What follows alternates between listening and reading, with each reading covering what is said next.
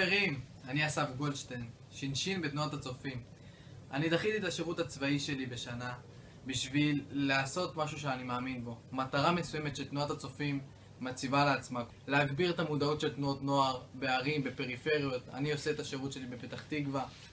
זה מה שאנחנו עושים בתור שינשינים בשנת שירות. אני אחד מצוות המארגנים של האירוע האדיר והענק הזה. אירוע השינשינים הגדול בהיסטוריה. כנס, פסטיבל, איחוד, או איך שתבחרו לקרוא לזה. אירוע יחיד במינו, שמשלב התנדבות, הופעות, סדנאות, מסיבות, וכמובן, עידוד יציאה לשנת שירות. איפה האירוע הזה מתרחש, אתם שואלים? אז ככה, האירוע הזה התרחש בדימונה. יש משהו יפה בקיום האירוע בפריפריה, לבוא ולעזור להרים את העיר הזו, לעומת לעשות זו במרכז.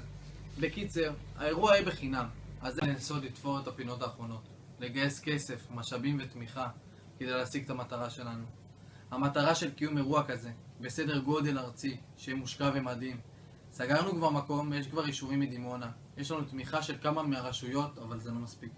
אנחנו צריכים 20,000 שקל בסך הכל, להשאיר את התוכן, לסגור סדנאות ולעמוד באישורים הביטחוניים שמציבים לנו להרמת האירוע.